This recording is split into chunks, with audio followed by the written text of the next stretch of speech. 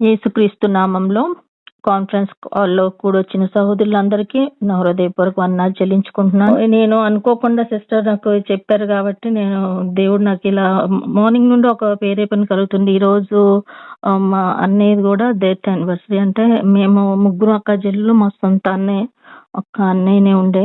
అయితే road accident లో spot dead అయిపోయాడు. అప్పటికప్పుడే మరణించాడు. దేవుని చిత్తం 33 సంవత్సరాల్లోనే తగిన వయసులో, అంటే అన్నయ్య కూడా సేవలో ఉన్నారు డాడీతోనే. చాలా యూత్ కార్యక్రమాలు చేసేవారు. కానీ అలా హఠాత్తుగా మరణించినప్పుడు మేము చాలా షాక్ లోకి వెళ్ళిపోయాం. కానీ మళ్ళా మాకు అనిపించింది, దేవుడా నీ చిత్తమే నాయన, ఈ లోకంలో మరణం అనేది నీదే, జీవం అనేది నీదే. ప్రతి మానవుకి నువ్వు ఇచ్చిన సమయం కాబట్టి ఆ ఇచ్చిన సమయానికి ప్రతి ఒక్కరు ఈ లోకం నుండికి వెళ్లాల్సిందే అని మనం వాక్యానుసారంగా తెలుసుకుంటున్నాం. కాబట్టి నీ చిత్తమే అనుకొని మేము ధైర్యం తెచ్చుకొని మా కుటుంబం అలానే సేవలో ముందుకు సాగిపోతుంది. అయితే సిస్టర్స్ చూడండి, ఈ లోకంలో మనము ఎవ్వరు కూడా ప్రతి ఒక్కరు మరణించాల్సిందే, మరణాన్ని మట్టికి తప్పదు. ప్రతి ఒక్కరికి మరణించాల్సిందే. కాకపోతే ఎవరికి కూడా ఆ సమయం అనేది తెలుసా? మనకి ఎవ్వరికీ తెలియదు ఆ సమయం. మనకి ఏ సమయంలో మనకి మరణం సమీపిస్తుందో, ఏ సమయంలో మనకి అంటే ఏ రోజు మనది ఆఖరి దినం అనేది మనలో ఎవరన్నా మనం చెప్పగలమో? మనం ఎవ్వరు చెప్పలేము. కేవలం దేవునికే తెలుసు ఆ సమయం ఎప్పుడు వస్తుందో, ఆ గడియ ఎప్పుడు వస్తుందో. కానీ ఖచ్చితంగా ఆ సమయం గడియ అయితే వస్తుంది. అది మనము దాన్ని తప్పించుకోలేము. మరణం అనేది ఖచ్చితంగా ఉంటది. అయితే ఈ లోకంలో చూడండి, మనకి బంధాలు ఏర్పరిచింది కూడా దేవుడు. మనకి ఈ అంటే మనకు కుటుంబం ఇచ్చాడు, బంధాలు ఇచ్చాడు. అంటే తల్లిదండ్రులుగా, మనకి అక్క చెల్లెలుగా, అన్న తమ్ములు బంధాలు, ఇవన్నీ మనము సొంతంగా మనం నిర్మించుకోలేదు. దేవుడే మనకి ఇచ్చాడు. మనమే సొంతంగా ఎన్నుకోలేదు. ఇవన్నీ దేవుడు మనకి ఇచ్చాలి. ఇదిగో ఈ కుటుంబంలోనే నువ్వు జన్మించాలి, ఈ కుటుంబంలోనే నువ్వు ఈ కుటుంబంలో బిడ్డకు ఉండాలి, ఈ కుటుంబంలో నువ్వు అక్కగా ఉండాలి, చెల్లిగా ఉండాలని దేవుడే నిర్ణయించి మనం పంపించారు. మనం ఎవరు మన కుటుంబాలను మనం నిర్ణయించుకోలేదు. ప్రతిదీ దేవుడి ద్వారానే జరిగింది. కాబట్టి మనం ఏ కుటుంబంలో జన్మించాలనేది దేవుడు ముందేనే ఏర్పరిచాడు. మనం అదే కుటుంబంలోనికి వెళ్తాం, ఆ కుటుంబంలోనే జీవిస్తాం, ఆ కుటుంబంలోనే బంధాలు పెంచుకుంటాం. అయితే ఖచ్చితంగా మనకి ప్రతి ఒక్కరికి ఇప్పటి వరకు అంటే ప్రతి ఒక్క కుటుంబంలో ఖచ్చితంగా వాళ్ళ ప్రియజనులు ఎవరో ఒకళ్ళు అయితే మనము కోల్పోయి ఉంటాం. నాకు చిన్ననాటి నుండి ఇప్పటి వరకు మనం చూస్తున్నాం. చూడండి, మన బంధువులు, మన ప్రియజనుల్ని మనం ఏదో ఒక సమయంలో వాళ్ళని కోల్పోతాం. తర్వాత వాళ్ళ జ్ఞాపకాలు మనకి గుండిపోతాయి. ఎప్పుడు మనం గుర్తు చేసుకుంటూ ఉంటాం. ఇది ఎవరికి తప్పదన్నమాట. ప్రతి కుటుంబంలో ఇది జరిగింది. మీరు కూడా ఒప్పుకుంటారు కదా సిస్టర్? అందరికి ప్రతి కుటుంబంలో జరుగుతుంది కదా ఇది. చిన్ననాటి నుండి ఇప్పటి వరకు అయితే మరణాలు చూడకుండా ఉన్న కుటుంబం అయితే ఏమి కుటుంబం లేదు. ప్రతి కుటుంబంలో ఎవరో ఒక చనిపోతారు, అంటే మన ప్రియజనులు. కానీ మనము వాళ్ళ గురించి బాధపడుకుంటా ఉండి ఏడ్చుకుంటా ఉండమని కాదు. మనకి వాక్యానుసారంగా మనం ఏంటనంటే మనకు ఒక నిరీక్షణ, ఒక ధైర్యము మనకు దేవుడు ఇచ్చాడు. కాబట్టి మనము అది తెలుసుకొని మనం జీవించాలి. మనం బాధపడుకుంటా అయ్యో మా కుటుంబంలో ఇలా ఎందుకు జరిగింది, మేము కూడా అనుకోవచ్చు, మాకు ఒక అన్నయ్య కాదు, ఎందుకు తీసుకున్నావు నాన్న అని. అయితే అప్పుడు ఆ సమయంలో మేము అనుకున్నాం, మాకొక్కడే ఒక అన్నయ్య కదా ఎందుకు తీసుకో. మా మదర్ కూడా నాకు ఒక్కడే కొడుకుగా ఎందుకు తీసుకున్నావు దేవా అని. కానీ అలా దేవుడి చిత్తం, ఇక మనం అది ఏం చేయలేమని. సో అలానే మనకి ఎలా ఉంటుందంటే ఈ బంధాలు అనేవి ఇవన్నీ మనకి చిరస్థాయి ఉండవు అనమాట. ఇవి ఖచ్చితంగా మనకి ఎడబాటు అనేది ఉంటుంది. ఇది మనకి ఏదో ఒక సమయంలో మన ప్రియజనుల్ని మనం విడిపోవాలి. అదే మన సమయం వచ్చినప్పుడు వాళ్ళు మనతో విడిపోతారు. మన వెనక ఉండేవాళ్ళు ఉండిపోతారు. ఇప్పుడు మనతో అయిపోయిన ప్రియజనులు వెళ్ళిపోయారు, మనం ఉండిపోయినాం వాళ్ళ గురించి. కానీ వాక్యం ఏం చెప్తుండనంటే మరణం ఖచ్చితంగా ప్రతి ఒక్కరికి ఉంది. కాబట్టి మనం వాళ్ళ గురించి ఏడ్చుకుంటా, మనం ఇంకా అంటే దుఃఖించుకుంటా అలా ఉండకుండా మనం ఎలా ఉండాలి అనేది కూడా వాక్యం అనేది తెలియపరుస్తుంది. అయితే ప్రతి ఒక్కరికి ఒక దేవుడు మనకి ఏం చెప్తున్నాడనంటే ఒక నిరీక్షణ అనేది మనకు కలిగింది. నిరీక్షణ అనేది దేవుడు ఇచ్చాడు. కాబట్టి ఆ నిరీక్షణలోనే మన క్రైస్తవ బిడ్డలో అయితే అన్ని జాతుల్లాగా మనము ఏడ్చుకుంటా, దుఃఖించుకుంటా, వాళ్ళ గురించి ఆలోచన చేసుకుంటా అలాగ ఉండటం దేవునికి ఇష్టం లేదు. దేవుడు మనకు ఖచ్చితంగా ఒకటి వాగ్దానం చేశాడు. మీరు మీకు ఇచ్చిన ప్రియజనుల్ని ఖచ్చితంగా ఒక దినము మనం కలుసుకోబోతున్నాం. కానీ రూపాంతరంగా కలుసుకోబోతున్నాం అన్నమాట. అంటే ఈ రూపమే కాదు, అక్కడ మనకి పరలోకంలో వేరే రూపంగా, అంటే అందరం దూతల రూపంగా, అంటే రూపాంతం జరుగుదన్నమాట మన శరీరానికి. ఆ వాక్యం మనం ఎక్కడ తెలుసుకుంటామని అంటే, ఒకసారి మనం చూద్దాము. సిస్టర్స్ వాక్యం చదువుతారా ఎవరన్నా? 1 తిస్సలోనికి రాసిన మొదటి పత్రిక 4వ అధ్యాయము 13వ వచనం చదవండి సిస్టర్.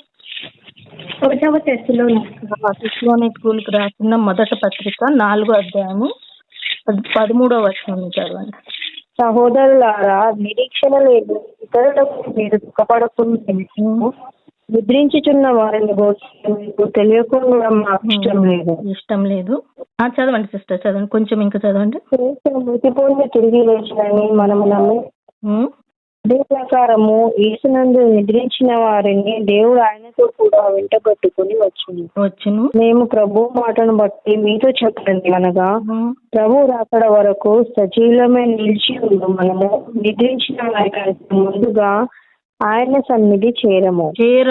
ఇది చూడండి, ఇక్కడ పొరపాటు జరుగుతుంది అందరికి. ఏమనుకుంటారు, మనం ఆయన సన్నిధానంలో చేరిపోతాం అనుకుంటారు. కాదు, వాళ్ళు చేరము. మనకంటే ముందు నిద్రించిన వాళ్ళే దేవుని సన్నిధానంలోకి, అంటే దేవుడు ఎమ్మట పెట్టుకొస్తున్నారంటే అలా సమాధులు తెరవబడతాయి కాబట్టి ఆత్మ రూపంలో మనకంటే మనం సజీవులుగా ఉన్నాం కదా భూమి మీద. కానీ సమాధులు తెరవబడినప్పుడు వాళ్ళ ఆత్మ రూపంలో ఉంటారు. వాళ్ళు దేవుడితో, అంటే మనకంటే ముందు వాళ్ళు కలుసుకుంటారు అనమాట. దేవుని పైన ఇప్పుడు రాకళ్ళు దేవుడు వచ్చినప్పుడు మనకంటే ముందు వాళ్ళు వెళ్తారు. మనం సజీవులు ఉన్న వాళ్ళు కూడా మనం ఎత్తబడతాం. కానీ మనము అంటే తర్వాత సెకండరీ అన్నమాట. కొంచెం ముందుకు చదవండి సిస్టర్, లాస్ట్ వరకు చదవండి. ఆర్మాటంతోనూ ప్రధాన దూత శబ్దంతోనూ దేవుని బోధతోనూ పరలోకము దిగొచ్చును. క్రీస్తునందు మృతులైన వారు మొదట లేతురు. క్రీస్తునందు మృతులైన వాళ్ళకి మొదట లేతురు. ఆ తర్వాత సజీవులందు మనం అందరం ఎత్తబడతాం అన్నమాట. సో అది మనకి ఇక్కడ ఒక నిరీక్షణ. అది మొదట్లోనే చెప్తున్నారు. చూడండి ఏం చెప్పారు, సహోదరులారా నిరీక్షణ లేని ఇతరుల వల్లే మీరు దుఃఖించొద్దు. ఇతరులు ఏం చేస్తారంటే దుఃఖిస్తూ ఉంటారు. కొంతమంది అయితే దేవుని దూషిస్తూ ఉంటారు. ఎందుకు ఇలా జరిగిందని వాళ్ళకి నిరీక్షణ అనేది లేదు కదా. కానీ మనకు ఒక నిరీక్షణ ఉంది కాబట్టి మనము ఇక్కడ దుఃఖించకుండా ఉండదు. చూడండి, నిరీక్షణ అనే దానికి అర్థం అనేది చాలా గూఢార్థం ఉంటుంది. ఈ నిరీక్షణ అనేది చాలా, అంటే ఈ వర్డ్ కి చాలా పవర్ఫుల్ వర్డ్ అనమాట. ఈ వర్డ్ తోనే మనం జీవిస్తున్నాం. అసలు లోకంలో ప్రతి ఒక్కరు ప్రతి సమయం మనం నిరీక్షణ ఆశ ఒకటే, అంటే హోప్, దానిలోనే మనం జీవిస్తున్నాం అనమాట. ఇప్పుడు చూడండి, ఎగ్జాంపుల్ గా మనం ఒక రైతు ఆ భూమి మీద ఒక విత్తనం నాటుతాడు. ఆ విత్తనం నాటిన తర్వాత ఆయనకు ఒక నిరీక్షణ, ఒక ఆశ ఏమైతుంది అంటే మంచి ఫలం ఫలిస్తుంది, తగిన సమయానికి నేను పంట కోస్తానని ఒక ఆశ కలిగి ఉంటారు. శరీరం లోపల మనకి ఆత్మ అనేది కూడా ఉంటది. అయితే శరీరము ఆత్మ రెండు కలిగితేనే మనం జీవిస్తున్నాం. అయితే చూడండి, వాగ్దానం ఏం చేయబడింది, యెషయా గ్రంథంలో వాగ్దానం ఏముంది, కన్యక గర్భవతి అయి కుమారుని జన్మించిందని వాగ్దానం ఉంది. అంటే కన్యక ద్వారానే యేసుక్రీస్తు ఈ లోకంలోకి రావాలి. కన్యక ద్వారా ఈ లోకంలోకి రావాలని అంటే అక్కడ తండ్రితో సంబంధం లేదు. తండ్రి ఉండాలి అంటే ఇక్కడ వీళ్ళు ఎలా ప్రశ్నిస్తారంటే ఎలా సాధ్యం ఇది అని అంటారు. అంటే తనకి కన్యకే, ఖచ్చితంగా ఆమె శరీరం కన్యకే, కానీ ఆమెకు ఆత్మ అనేది ఉంది కదా. ఒకటి తన ఆత్మ ఉంది.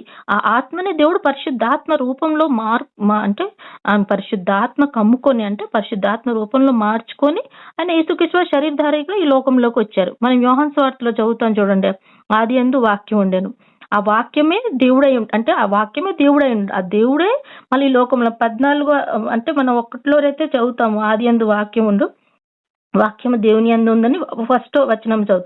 తర్వాత మనం 14లో ఏం చదువుతున్నాం అంటే ఆ వాక్యమే శరీరధారి అయ్యి వచ్చింది.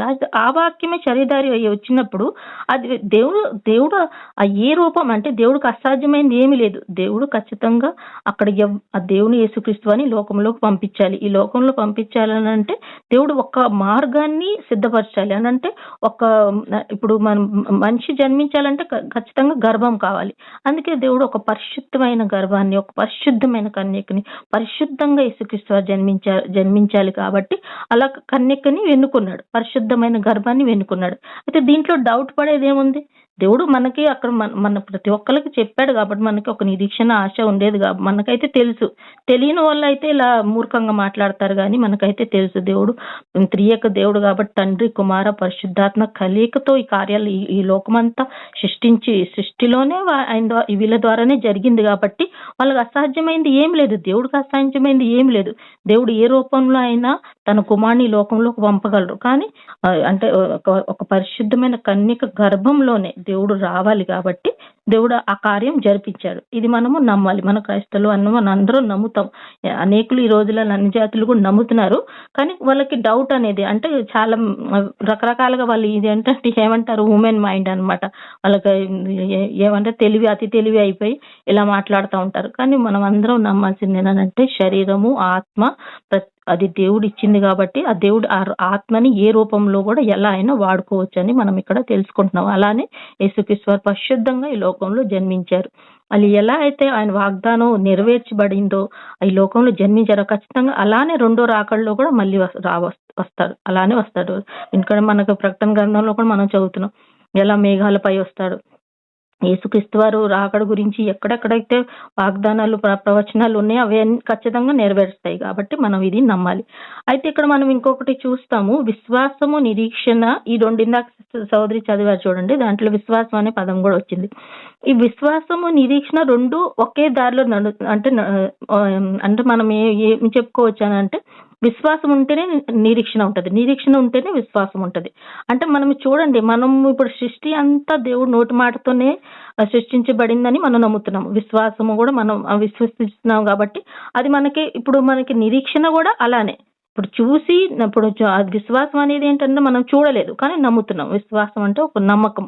అలానే నిరీక్షణ ఏంటంటే జరగబోయేది కూడా మనం చూడలేదు కానీ జరుగుద్ది. అంటే ఇట్లా ఇప్పుడు ఆల్రెడీ జరిగింది, మనం కళ్ళ ముందు మనకు సృష్టి కనపడుతుంది, ఇది మనకు విశ్వాసం. అయితే జరగబోయేది రానుంది ఫ్యూచర్ లో అది కూడా జరుగుద్ది, నిరీక్షణ. అది మనకి నిరీక్షణ కలిగి ఉండాలి. ఒకసారి మనం దీని కొరకే మనం ఒక వాక్యం చూద్దాం. చూడండి సోదరి, హెబ్రీలకు రాసిన పత్రిక 11వ అధ్యాయము. పుస్లైన్ పౌలు గారు హెబ్రీలకు రాసిన పత్రిక 11వ అధ్యాయము ఫస్ట్ ఒకటే వచనం చదవండి, 1-2 చదవండి. విశ్వాసమును నిరీక్షించబడు వాటి యొక్క అదృశ్యమైనవి రుజువై అదృశ్యం అంటే మనకు కనపడేదానికి రుజువై ఉంది. ఇప్పుడు ఏంటంటే ఇక్కడ మనము విశ్వాసము కానీ మనం నమ్ముతున్నాము. సృష్టి అంతా దేవుడు నోటి మాటతో అంటే దేవుడు సృష్టించాడు కాబట్టి ఇది మనం విశ్వాసం నమ్ముతున్నాం. అదే విధంగా నిరీక్షణ ఏంటి, అది కూడా మనకు కనపడదు. నిరీక్షణ అనేది మనకు కనపడదు.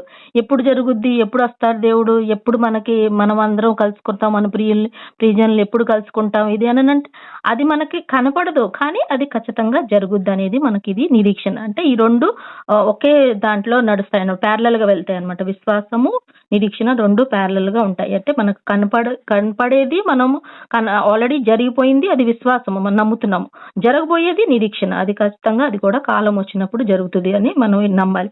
అయితే పేతురు గారు కూడా మంచి మాట చెప్తారు. 1 పేతురులో ఒకసారి చూడండి, పేతురు రాసిన మొదటి పత్రిక 1వ అధ్యాయంలో ఒక మంచి మాట చెప్తారు. క్రీస్తు వారి గురించి అసలు మనం ఎలా అంటే ఆయన యేసుక్రీస్తు వారు మృతులను తిరిగి లేచారు కాబట్టే మనకు ఒక నిరీక్షణ అనేది ఉంది. 1వ పేతురు రాసిన మొదటి పత్రిక 1వ అధ్యాయము 3వ వచనం చదవండి సోదరి.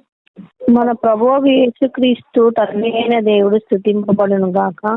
మృతులలో నుండి యేసుక్రీస్తు తిరిగి లేచట వలన జీవ నిరీక్షణ మనకు కలుగునట్లు అనగా అక్షయమైనది, నిర్మలమైనది, వాడబారనిది మనకు ఆయన తన విశేష కనికరం చొప్పున మనలను మరలా చేసాను. చూడండి ఇక్కడ ఏంటే మనకి కొన్ని నిరీక్షణ. యేసుక్రీస్తు వారు ఎలా అయితే మృతుల నుండి తిరిగి లేచాడో మనం కూడా అలానే ఇప్పుడు చనిపోయిన మన ప్రియజనులు మృతుల నుండి తిరిగి లేస్తారు. ఇది ఖచ్చితంగా జరుగుతుంది. మనకంటే యేసుక్రీస్తు వారు లేచారు. ఇప్పటికీ యేసుక్రీస్తు వారి సమాధి అక్కడ ఖాళీగానే ఉంది. అందరు ప్రత్యక్ష సాక్షులు వాళ్ళందరూ వెళ్ళి, ఇప్పుడు కూడా ఇజ్రాయెల్ దేశానికి వెళ్ళిన వాళ్ళందరూ ప్రత్యక్ష సాక్షులు. ఆ సమాధి ఇప్పటికీ అలానే ఖాళీగా ఉంది. యేసుక్రీస్తు వారు తిరిగి లేచారు. అనేకులు చూశారు వాళ్ళని. యేసుక్రీస్తు వారు అక్కడ చూసిన వాళ్ళు ఉన్నారు. యేసుక్రీస్తు వారు ఆహారం వెళ్ళేటప్పుడు వాళ్ళు చూసిన వాళ్ళు శిష్యులు చూశారు. మొదటగా అసలు చూసింది స్త్రీలే, 2 స్త్రీలే చూశారు. చూడండి, అంటే వాళ్ళు అది జరిగింది, అది ఆల్రెడీ అక్కడ జరిగిపోయింది. అయితే మనకి ఇది నిరీక్షణ ఏంటనంటే యేసుక్రీస్తు వారు మృతులను తిరిగి లేచారు కాబట్టి మనం కూడా, మన ప్రియులు కూడా తిరిగి లేస్తారు. సజీవులు ఉన్న మనం ఎత్తబడతాం. అయితే ఇక్కడ ఒకటి మళ్ళీ ప్రశ్న రావచ్చు, అంటే మనం సజీవులు ఉన్నప్పుడే యేసుక్రీస్తు వారు వస్తాడంటే అది కాదు. అలా లేదు, మనం సజీవులు ఉన్నప్పుడు రావచ్చు యేసుక్రీస్తు వారు. ఎప్పుడంటే ఏ గడియ ఏ సమయం దేవుడు యేసుక్రీస్తు వారు మళ్ళా రాకడలో వస్తారని ఎవరికి తెలియదు. కేవలం తండ్రి తప్ప ఎవరికి తెలియదు. ఏ రూపంలో, ఎలా అంటే ఏ సమయంలో వస్తాడో ఎలా వస్తాడో అనేది ఎవరికి తెలియదు. కానీ దేవుడికి ఒక్కడికే తెలుసు. యేసుక్రీస్తు వారు కూడా స్వయంగానే తెలియదు. ఆ మాట కూడా యేసుక్రీస్తు వారు చెప్తారు, ఆ ఏ గడియలో నేను వస్తానో నాకు కూడా తెలియదు, కేవలం నా తండ్రికే తెలుసు. అయితే మనము ఇప్పుడు మన సజీవులు ఉన్నప్పుడే క్రీస్తు వస్తాడా అని మనం అట్లా అంటే ఆ నిరీక్షణ కూడా మనం సజీవులు ఉన్నప్పుడు రావచ్చు, మనం మృతులైనప్పుడు కూడా రావచ్చు. తర్వాత మన జనరేషన్ చూడొచ్చు, నెక్స్ట్ జనరేషన్ కూడా చూడొచ్చు, లేకపోతే ఇంకా ఆ తర్వాత జనరేషన్ కూడా చూడొచ్చు. అంటే ఎంత సమయమైనా పట్టొచ్చు, లేకపోతే రేపే రావచ్చు, అంటే ఈ జనరేషన్ లోనే రావచ్చు అని, ఎప్పటికైనా రావచ్చు. అంటే సిద్ధపాటు గురించి కూడా మనకి బైబిల్ ఎంత ఖచ్చితంగా చెప్తుంది చూడండి. మనం అందరం దేవుడు రాకడ కొరకే సిద్ధపాటు పడి ఉన్నామా లేదా, దేవుడు రాక సమీపిస్తుంది అని చెప్తున్నాం. మనం ఏ గడియ ఏ సమయంలో దేవుడు రాబోతున్నాడు, మనం సిద్ధంగా ఉన్నామా లేదా అనే విషయంలో కూడా బైబిల్ ఖచ్చితంగా మాట్లాడుతుంది. అనేక సందర్భంలో మనకు హెచ్చరించి చెప్తా ఉంటది మన సిద్ధపాటు ఎలా ఉందని. మనం లాస్ట్ టైం ఆంటీ గారు కూడా చెప్పారు, కన్నికల్లాగా ఉన్నామా లేకపోతే బుద్ధి లేని కన్నికల్లాగా ఉన్నామా అని, సిద్ధపాటులో ఉన్నామా లేదా అని. అంటే ఈ విషయంలో కూడా మనం ప్రతి ఒక్కరు జాగ్రత్త పడాలి. అదేవిధంగా చూడండి, ఇందాక మనం ఈ సహోదరి చదివిన ప్రకారంగా యేసుక్రీస్తు వారి మృతుల్లో నుండి తిరిగి లేచారు. మనకు కూడా నిరీక్షణ ఉంది, మన ప్రియులు మనం కూడా తిరిగి లేస్తామని. అయితే పరలోకంలో మనకు ఒక మంచి స్థానం ఇక్కడ సిద్ధపడి ఉండగా అని మనం ఇక్కడ వాక్యం ద్వారా తెలుసుకుందాం. అంటే ఈ స్థానం ఇప్పుడు ఈ లోకంలో ఉన్నది మనకి, ఇది మనం ఈ లోకంలో ఉండేది ఒక అంటే మన స్థిరమైన స్థానం కాదు. ఇప్పుడు ఈ లోకంలో జీవిస్తున్నాం అని అంటే ఇది మనకి ఎల్లకాలం ఇదే జీవితం ఇలానే ఉండిపోతామని కాదు. మనకి ఎప్పుడు ఉండే జీవితం మనం ఈ భూమిని వదిలేసి, ఈ లోకాన్ని వదిలేసి మనం ఇంకొక లోకంలోకి వెళ్ళాలి, ఇంకొక ప్రదేశానికి వెళ్ళాలి. అది మన చిరస్థాయి అన్నమాట. అది మనకి ఏమంటారంటే పర్మనెంట్, ఇంగ్లీష్ లో అయితే టెంపరరీ అండ్ పర్మనెంట్ అని అంటారు చూడండి. అది మనకి పర్మనెంట్ ప్లేస్ అన్నమాట. మనం అక్కడికి చేరుకోవాలి. అక్కడ చేరుకోవాలంటే ఈ లోకంలో మనకి యేసుక్రీస్తు చెప్పిన ప్రకారం మనం జీవించుకోవాలి. ఆయన్ని మనం మాదిరిగా తీసుకొని యేసుక్రీస్తు స్వభావం మనలోకి తీసుకొచ్చుకుంటా మనం అలా జీవించాలని దేవుడు మనతో కోరుతున్నారు. నిరీక్షణ గురించి దేవుడు ఖచ్చితంగా మనకు చెప్తున్నారు, మన నిరీక్షణ కలిగి ఉండాలి. కానీ ఎలా అంటే తన సమయంలోనే ఆ నిరీక్షణ నెరవేరుస్తుంది అనమాట. తన సమయంలోనే ఆ కార్యం జరుగుద్ది, మనం అనుకుంటే అవ్వదు. చూడండి లాస్ట్ కి దీంట్లో ఇక్కడ ఏ మాట చెప్తారనంటే, ఏదైనా జరిగినా ప్రతిదీ దేవుని మహిమ కొరకే జరుగుతుంది. దేవుని నామకి దేవునికి ఘనత వస్తుంది. మన విశ్వాసమైనా మన నిరీక్షణ అయినా ఏదైనా ఆయనకే మహిమ ఘనత చెల్లాలి. కాబట్టి మనం అంతం వరకు విశ్వాసం నిరీక్షణ కలిగి ఉండాలి. ఇంకొక వాక్యం చూద్దాం సహోదరి. హెబ్రీయులకు రాసిన పత్రిక 10వ అధ్యాయము 23 ఒకసారి చదవండి. ఇది హెబ్రీయులకు రాసిన, ఇందాక చదివాను చూడండి 11 కదా ఇందాక, ఇప్పుడు 10 చదవండి. 10:23 చదవండి. 10వ అధ్యాయము 23వ వచనం చదవండి. వాగ్దానం చేసిన వాడు నమ్మదగిన మనని ఇచ్చిన విషయమే మనము మెప్పుకొనినది నిశ్చయముగా నిశ్చలముగా పట్టుకుందాము. కొందరు మానట్టుగా సమాజంగా కూడుట మానక. 23 వాగ్దానం చేసిన వాడు నమ్మదగిన, అంటే మనకి ఇప్పుడు మనం ఇందాక చూడండి అంటే వాగ్దానం చేశాడు మన దేవుడు, నమ్మదగిన వాడు కాబట్టి మనకు వాగ్దానం చేశాడు. ఇది మనకు జరుగుద్దని వాగ్దానం చేశాడు కాబట్టి మనం అలా ఆ వాగ్దానం పట్టుకునే మనం జీవిస్తున్నాం అన్నమాట. ఆ వాగ్దానం, ఆ నిరీక్షణ మనకి ఉంది. అయితే ఇక్కడ మనకి ఏంటంటే ఒకవేళ ఇప్పుడు ఇంతసేపు నిరీక్షణ అంటున్నాము. అయితే ఈ నిరీక్షణ మనం ఈ సొంత అంటే స్వలాభం కోసం కూడా మనము వాడుకోవాలా, లేకపోతే కేవలం దేవుని చిత్తం కోసం ఎదురు చూడాలా అనేది కూడా మనం ఒకసారి మనం పరీక్షించుకోవాల్సి అవుతుంది. చూడండి, మనకి నిరీక్షణ అనే దానికి ఒక టైం లిమిట్ అనేది ఉంది. ఇందాక మనం ఎలా అయితే మాట్లాడుకున్నాం, ఏ సమయము ఎట్లా జరుగుద్దో ఏంటో మనకైతే తెలియదు. కానీ మనం ఏంటనంటే మన నిరీక్షణ అంటే జలోక సంబంధంగా చూస్తే గనక మనం ఒక టైం లిమిట్ పెట్టుకుంటాము అన్నమాట. అంటే నేను ఇన్ని సంవత్సరాలు నిరీక్షణ కలిగి ఉన్నాను కదా దేవా, నాకు ఖచ్చితంగా నాకు ఇది ఇస్తావా నువ్వు ఈ సమయాన్ని. కానీ మనము ఒక అంటే మనం ఏంటంటే పేషెన్స్ కోల్పోతా ఉంటాం. ఒక టైం లిమిట్ పెట్టుకుంటాం. చూస్తాం చూడండి, మనం ఎలా అడుగుతున్నాం అంటే, నెక్స్ట్ ఇయర్ నాకు ఇది కావాలి దేవా, నాకు ఒక లగ్జరీ కార్ కావాలి, లేకపోతే నాకు ఒక పెద్ద గృహం కావాలి, లేకపోతే నాకు బ్యాంక్ బ్యాలెన్స్ నాకు చాలా ఎక్కువ ఉండాలి, లేకపోతే నాకు ఇంత గోల్డ్ ఉండాలి, నెక్స్ట్ ఇయర్ నేను నిరీక్షణ కలిగి ఉన్నాను ఆయన నీకు ప్రార్థన చేస్తున్నావు అని అంటే అలా కాదు. దేవుడు తన సమయానికి ఇస్తాడు, కానీ మనము దేవుని పరీక్షించడానికి, ఇక్కడ దేవుని సవాల్ చేయడానికి అది మనకు అధికారం లేదనమాట. నేను నిరీక్షణ కలిగి ఉన్నానుగా, నువ్వు నాకు ఇవ్వట్లేదేంటి, నేను ఇన్ని సంవత్సరాలు నిన్ను అడుగుతున్నాను కానీ అంటే అది కరెక్ట్ కాదు. దేవుడు తన సమయానికి ఇస్తాడు, తన కాల్యం తను ఎప్పుడు ఇవ్వాలనుకుంటే తన చిత్త ప్రకారం ఇస్తాడు. కానీ మనం ఇంకొరకే మనం నిరీక్షణ కలిగి ఉండి అంటే నేను ఇన్ని రోజులు నేను ప్రార్థన చేస్తున్నా ఒకటే విషయంలో, నాకు ఇది కావాలని ప్రార్థన చేస్తున్నా దేవా, ఇంకా ఎన్ని సంవత్సరాలు చెయ్యాలి దేవా, ఇంకెన్ని సంవత్సరాలు నిన్ను ఇంకా ఎదురు చూడాలి, నువ్వు ఇంకా ఎప్పుడు నా రిక్వైర్మెంట్ ఫుల్ఫిల్ చేస్తావు, నువ్వు ఎప్పుడు నాకు ఇస్తావు, నువ్వు ఎప్పుడు ఇస్తావా దేవా అని ఇలా ప్రశ్నిస్తే అది దేవుడు అది కోరట్లేదు, అది దేవుని చిత్తం కాదు. ఇంకా మనం ఏమనాలంటే, ఇన్ఫాక్ట్ దేవా ఇది నీ చిత్తం అయితే నాకు ఇవ్వు, నేనైతే నిరీక్షణ కలిగి ఉన్నా. ఈ లోక సంబంధమైన మెటీరియల్ థింగ్ కూడా దేవుడు దీవించాడు, కాదంటలేను. ఎందుకనంటే దేవుడు ఈ బిడ్డలు ఇక్కడ ఫలించాలి, దీవించాలి, వాళ్ళ ఆయుష్కాలం అంతా వాళ్ళు ఆనందంగా సంతోషంగా ఉండాలి. వాళ్ళు ఇప్పుడు బాల్యావస్థ నుండి మళ్ళా వాళ్ళు వృద్ధావస్థ, వాళ్ళు చనిపోయే అప్పుడు వరకు వాళ్ళకి ఏదైతే అవసరత అక్కర్లు ఉన్నాయో అవన్నీ దేవుడు సమకూర్చడానికి రెడీగా సిద్ధంగా ఉన్నాడు. కానీ మనం నేను ఇన్ని రోజుల నుండి నేను ఇది చేస్తున్నా, నిరీక్షణగా ఉన్నా, ప్రార్థిస్తున్నా, నువ్వు ఇవ్వట్లేదు దేవా, ఏంటి నాకెందుకు ఇవ్వట్లేదు అని అంటే అది అది మనకి నిజమైన క్రైస్తవుల స్వభావం కాదు అది. కానీ అనేకులు అలా కూడా ఉంటున్నారు, దేవుని ప్రశ్నిస్తానికి సిద్ధంగా ఉంటారన్నమాట. నాకు ఎందుకు జరగట్లేదు ఇది.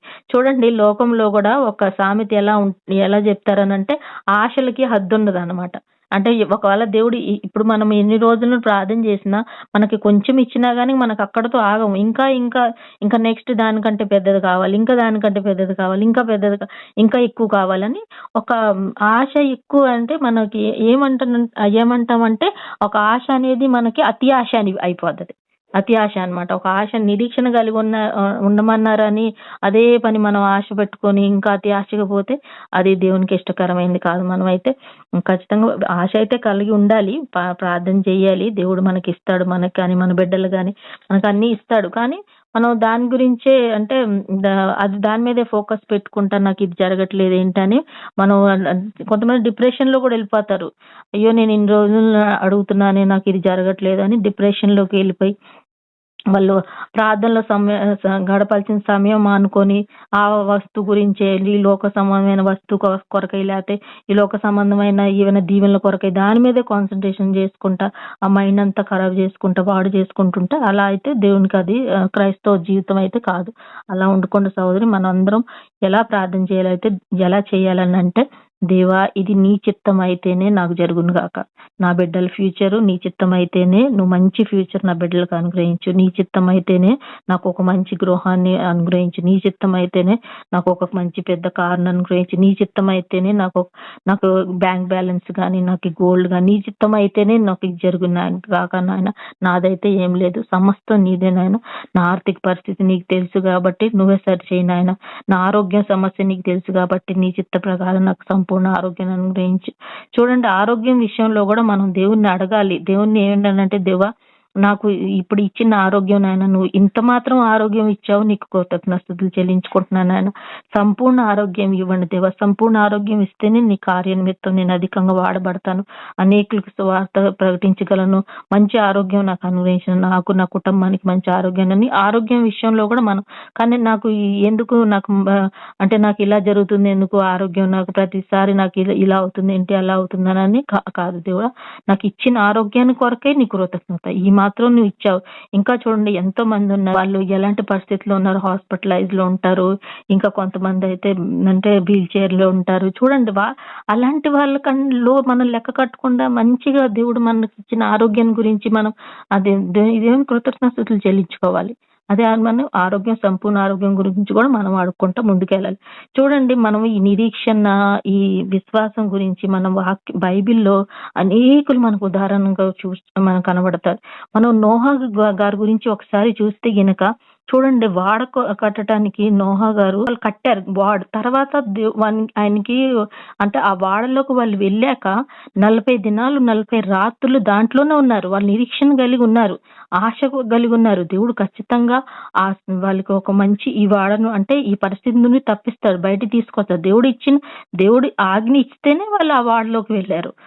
ఆ వాడలోకి వెళ్ళినాక ఆ వాడలో నుండి బయటికి ఎప్పుడు రావాలనేది కూడా ఆ దేవుడి నిర్ణయమే, దేవుడే నిర్ణయిస్తాడు. అయితే ఖచ్చితంగా చూడండి కొన్ని 40 దినాల తర్వాత దేవుడు ఆ జలప్రలయం వచ్చి తగ్గిపోయినాక ఆ జలస్థరం అంతా తగ్గుకుంటూ వచ్చినప్పుడు అప్పుడు వాడ వెళ్ళి ఒక దగ్గరగా స్థిరంగా నిలబడ్డదని అంటే అది దేవుడు చూడండి వాళ్ళ పట్ల చేసిన ఎంత గొప్ప కార్యం.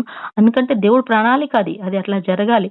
ఆ 40 దినాలు వాళ్ళు వాళ్ళలోనే ఉండాలి. అలానే మనకు కొన్ని పరిస్థితులు అప్పుడు మనం అనుకుంటాం, ఇది ఎందుకు నాకు ఈ సమయం ఈ టైం అంతా నాకు ఎంత అంటే ఇలాంటి జరుగుతుంది ఎందుకు ప్రతి అంటే అనుకుంటారు కదా, ఈ సంవత్సరం అంతా నాకు ఇలా బ్యాడ్ జరుగుతుందంటే ఖచ్చితంగా దేవుడి ప్రణాళిక అది ఉంది. ఆ సమయం మనం వేచి ఉండాలి. కొద్ది కాలం మనకి కష్టాలు ఉన్నా గానీ మనకి తగిన సమయానికి దేవుడు మనని ఆ కష్టాల నుండి ఆ పరిస్థితి నుండి బయటపడేస్తాడు. మళ్ళా అక్కడ మనకి కొత్త నూతన జీవితం ఇస్తాడు. ఇక్కడ చూడండి నోహా గారి కుటుంబం బయటకు వచ్చినాక మళ్ళీ వాళ్ళు అక్కడ తిరిగి జీవించడానికి అక్కడ వాళ్ళకి జీవం కొరకై వాళ్ళకి అన్ని కావాలి, దేవుడు సమకూర్చాడు. చూడండి జలప్రలయం వచ్చి అంతా కొట్టుకుపోయి మొత్తం భూమి ప్రపంచం అక్కడ అంతా మొత్తం జలం ఉండేసి అంటే నీళ్లుగా ఉండి తర్వాత మళ్ళా వీళ్ళు భూమి పంట పండించుకోవాలన్నా గానీ పశువుల్ని మేపాలన్నా అన్నిటికీ వాళ్ళకి ఒక మంచి వాతావరణం కావాలి. అవన్నీ దేవుడు మళ్ళీ వాళ్ళకి కలిగించాడు అనమాట. మళ్ళీ వాళ్ళకి కలిగించి మళ్ళీ వాళ్ళని ఒక మంచి నూతన జీవితం వాళ్ళకి అనుగ్రహించారు. అలానే మనం ఎగ్జాంపుల్ చూస్తే కనుక యేసేపు జీవితంలో కూడా ఒక నిరీక్షణకి మంచి ఎగ్జాంపుల్ యేసేపు కూడా చూడండి ఎంత కష్టాల్లో నుండి కూడా నిరీక్షణ కలిగి ఉన్నాడు. కాబట్టి దేవుడు తగిన సమయానికి యేసేపుని హెచ్చించి చూడండి ఎలా అంటే మనకైతే అందరికీ తెలిసిందే కాబట్టి తగిన సమయానికి హెచ్చించి ఒక మంచి ఉన్నతమైన స్థానంలో నిలబెట్టాడు అనమాట. సో నిరీక్షణ కలిగి ఉన్నాడు. ఎప్పుడైనా మధ్యలో దేవా నాకు ఇన్ని కష్టాలు వస్తున్నాయి ఎందుకు అని నేను ఎంత విశ్వాసంగా ఉన్నానని ఎప్పుడు దేవుణ్ణి ఆయన దూషించలేదు యేసేపు. ఎప్పుడు నిరీక్షణ కలిగి ఉన్నాడు. ఖచ్చితంగా దేవుడు నా జీవితంలో ఏది జరిగినా కానీ దేవుని చిత్తం నీ చిత్త ప్రకారమే జరుగుతుంది కాబట్టి అంగీకరించాడు. మనం కూడా సిచ్యువేషన్ పరిస్థితిని అంగీకరించాలి. దానికి జవాబు ఏంటంటే దానికి దేవుని దగ్గర నుండి మనకు ప్రతిఫలం రావట్లేదు, జవాబు రావట్లేదు అని కంగారు పడిపోయి లేకపోతే ఏదేదో బాగా డిప్రెషన్లోకి వెళ్ళిపోయి అలా ఉండదు. ఆయన ఏది జరిగినా ఏ పరిస్థితి అయినా కానీ ఇదంతా నీ చిత్తమే, అంటే నీ ప్రకారమే నాన్న జరగాలని దేవుని మీద భారం వేయాలి. అలానే మనం చూస్తాం చూడండి దానియేలు జీవితం కూడా, దానియేలు కూడా ఎన్ని కష్టాలు పడి ఉన్నా కానీ ఒక మంచి స్థానంలో దేవుడు నిలబెట్టాడు. ఒక దైవజనుడుగా నిలిచాడు అనమాట. లాస్ట్కి చూడండి ఎందుకనంటే వాళ్ళ దేవుడు ఆ సిచ్యువేషన్ లో ఆ పరిస్థితి నుండి వాళ్ళు అక్కడ దాటాల్సిందే, బానిసత్వంలోకి వెళ్లాల్సిందే, తప్పని పరిస్థితిలో దానియేలుని అక్కడ బానిసత్వంలో ఉంచి అక్కడ కష్టాలు పడినా గానీ అయినప్పుడు కానీ నిత్యం ప్రార్థనలో ఉండి కూడా తన తగిన సమయానికి దేవుడు దానియేలు గారిని హెచ్చించాడు. యోబు జీవితంలో చూడండి, యోబుకి అయితే ఎన్ని పరిస్థితులు అంటే యోబు జీవితంలో అయితే చూడండి సమస్తం కోల్పోయాడు. ఎందుకనంటే యోబు విశ్వాసులకి అంటే బాగా విశ్వాసంగా ఉన్న కాబట్టి సాతాను ఎక్కువ శోధించింది. మనం యోబు గ్రంథం చదువుతుంటే చూడండి సాతాను మొత్తం భూమి మీద అంటే తిరుక్కుంటూ చూస్తుందంట, కనిపెట్టినప్పుడు తిరుక్కుంటూ వస్తుందంట, భూమి మీద అంతా తిరుక్కుంటూ వస్తుంటే యోబు విశ్వాసంగా ఉన్నాడు కాబట్టి దేవుని యందు విశ్వాసంగా ఉన్నాడని దేవుని అక్కడికి వెళ్ళి ప్రశ్నించింది అనమాట. కానీ అక్కడ దేవుడు ఒక్కటి చెప్తాడు, నువ్వు సమస్తం తీసేసుకో, నువ్వు యోబు దగ్గర అన్ని తీసుకో కానీ ప్రాణాన్ని మట్టికి ముట్టుకోవద్దని దేవుడు అక్కడ సాతానుతో సవాల్ చేస్తాడంట. దేవుడు చెప్తాడు అనమాట, నువ్వు ఏదన్నా చెయ్యి అంటే చూడండి విశ్వాసంగా ఉన్న బిడ్డలకి సాతాను ఎలా శోధిస్తుంది అంటే సమస్తం తీసేయాలని ట్రై చేస్తుంది. అంటే మనలో ఎలా అంటే సాతాను గలిబిలి చేయాలని చూస్తుంది. అయ్యో ఇంత ప్రార్థన చేస్తున్నాను, ఇంత విశ్వాసంతో ఉంటున్నాను, అయినప్పటికీ జీవితం బాగుపడట్లేదు, నా బిడ్డలకు సరే అవ్వట్లేదు, నా కుటుంబ పరిస్థితి బాగుపడట్లేదు అని ఇలా అంటే మైండ్ లో ఇలా వేస్తుంది అనమాట సాతాను, అలా వేస్తుంది. కానీ అక్కడ చూస్తున్నవి ఏంటంటే యోబు ఎగ్జాంపుల్ ఎలా ఉందనంటే యోబు ఎంత కష్టాలు వచ్చినా గానీ ఒక్క మాట కూడా దేవుని తిరిగి దూషించలేదు. అనేక సార్లు చూడండి సందర్భంలో అక్కడ భార్య ద్వారా సాతాను భార్యలోకి జరబడింది, అక్కడ భార్యలో దూరి భార్య ద్వారా అంటే యోబుకి చెప్తుంది అనమాట, ఇకనైనా నీ దేవుని దూషించు, ఇకనైనా నువ్వు మానుకో ప్రార్థనలు. ఇప్పటికీ నీకు బుద్ధి రావట్లేదా? ఇంకా నువ్వు దేవుడు అనుకుంటే తిరుగుతావు. నీ శరీరం, నీ ఆరోగ్యం చూడు, నీ పరిస్థితి చూడు. అసలు బూడిద రాసుకొని ఉన్నావు, అంత ఒంటి నిండా పుండ్లు ఉన్నాయి. నీకు ఇప్పటికైనా కొంచెమైనా దేవుడా అని ఎంత హీనంగా మాట్లాడి, అయినప్పటికీ ఎరిదానా నీకు తెలియదు. దేవుడే ఇచ్చాడు, దేవుడే తీసుకున్నాడు. సమస్తం మనకి బిడ్డలు పోయారు అనంటే దేవుడు ఇచ్చాడు, దేవుడు తీసుకున్నాడు. ఇది మనకి బిడ్డలను మనమంతా మనం తెచ్చుకున్నామా? దేవుడు ఇచ్చాడు, దేవుడు తీసుకున్నాడని చక్కగా సమాధానం చెప్తాడు. చూడండి, అక్కడ వాళ్ళ మిత్రులు కానీ వాళ్ళు కూడా ఎంత దూషించారు. ఇక్కడైనా ఎగతాళి చేశారు. పెద్ద దేవుడు ఎంత విశ్వాసంగా ఉన్నాడు, ఎంత ప్రార్థన చేస్తున్నారు, కానీ ఇంకా వీళ్ళ పరిస్థితి ఇలా ఉందని. అయినప్పటికీ దేవుడు అక్కడ చూడండి, వాళ్ళకి ఇలా పరిస్థితి ఉన్నా కానీ లాస్ట్కి మనకి ఇక్కడ యోబు గ్రంథంలో మనం చూస్తే, యోబు గ్రంథంలో యోబుకి రెట్టింపు దీవెనలు దేవుడు అనుగ్రహించాడు. ఇది నాకు వర్డ్ చాలా నచ్చుతుంది. అసలు డబల్ ఫోల్డ్ బ్లెస్సింగ్స్, రెట్టింపు జీవితం అంటే తగిన సమయానికి దేవుడు ఖచ్చితంగా మనకి, ఇప్పుడు మనకు మనుషులు అంచనా వేయలేరు మనకు వచ్చే దీవెనలు. అది తగిన రెట్టింపు ఇస్తాడు. మనం అనుకునేది ఒకటి, జరిగే మనకు దానికన్నా అత్యధికంగా, అడిగి ఊహించిన దానికంటే కూడా అత్యధికంగా ఇచ్చే దేవుడు. వాక్యం కూడా మనం చదువుతాం కదా, మనం అడిగి ఊహించుకుంటాం ఇంతవరకు, కానీ దానికన్నా కానీ ఎక్కువగా రెట్టింపుగా ఇచ్చే దేవుడు కాబట్టి మనం నిరీక్షణ, ఆశ కలిగి ఉండాలి. ఖచ్చితంగా తన సమయానికే దేవుడు ఇస్తాడని మనం. అదేవిధంగా చూడండి, ఎంతోమంది స్త్రీల గురించి మనం బైబిల్లో చూస్తే, సారా జీవితంలో మనం చూస్తాం చూడండి, నిరీక్షణ కలిగి ఉంది. అంత వయసులో వృద్ధాప్య ముసలతనంలో కూడా దేవుడు బిడ్డను అనుగ్రహించాడు. ఎందుకంటే ఒక నిరీక్షణ, ఆశ కలిగి ఉన్నది. హన్నా విషయంలో చూస్తున్నాం చూడండి, దేవుడి దగ్గర మొరబెట్టింది, బిడ్డ కొరకై మొరబెట్టినప్పుడు దేవుడు అక్కడ మంచి బిడ్డను అనుగ్రహించాడు. దేవునికి ఆ బిడ్డను దేవుడికి అర్పించింది. తర్వాత మనం రూతు జీవితంలో చూస్తున్నాం చూడండి, రూతు కూడా అంత కోల్పోయి భర్తను కోల్పోయింది. అక్కడ తర్వాత వాళ్ళ జనాల నుండి బయటకు వచ్చి తన నయోమిని హత్తుకొని తన జీవితంలో కూడా చూడండి, బోయేజ్ వచ్చినప్పుడు తన జీవితం కూడా ఎంత చక్కగా తీర్చిదిద్దబడేది. అదేవిధంగా మనం ఎస్తేర్ని చూస్తాం. ఎస్తేర్ చిన్ననాటి నుండే పాపం ఎన్నో కష్టాలు పడ్డది. తనకైతే ఎవ్వరు లేరు. ఎస్తేర్కైతే చిన్ననాటి నుండి ఎంత కష్టంలో పడి, తర్వాత తన సహోదరుడు ద్వారా తర్వాత అక్కడ ఒక రాజు గారి దగ్గరకు వచ్చేసి ఆమె చూడండి ఒక రాణి రూపంలోకి తర్వాత తీర్చిబడ్డదని. అంటే దేవుడు చూడండి ఎలాంటి మనుషుల్ని, ఎలాంటి పరిస్థితుల నుండి బయట తీసుకొచ్చి ఎంత ఉన్నత స్థానంలో నిలబెట్టాలో. వీళ్ళందరూ మనకి ఎగ్జాంపుల్. వీళ్ళందరూ ఏంటనంటే నిరీక్షణ కోల్పోలేదు. వీళ్ళ ఆశ, నిరీక్షణ కలిగి ఉన్నారు, ప్రార్థనలో ఉన్నారు. తగిన సమయానికి దేవుడు ఇస్తాడని ఆశ, నిరీక్షణ కలిగి ఉన్నాడు. కాబట్టి అదే నిరీక్షణ, ఆశతో మనం జీవించుతాం. సోది నేను ఎక్కువ వాక్యాలు రాయలేదు, సిస్టర్ సడన్ గా నాకు చెప్పారు. అయితే నాకు మార్నింగ్ నుండి మన ప్రియజనులు మనం కోల్పోతున్నాం అని ఒక దేవుడు ఇట్లా చెప్పినప్పుడు కొంచెం మానవ జీవితంలో ఉన్నాం కాబట్టి ఒక్కోసారి దుఃఖం వస్తుంది. వాళ్ళు గుర్తొస్తారు కాబట్టి దుఃఖం వచ్చినప్పుడు అప్పుడు నాకు ఈ వాక్యం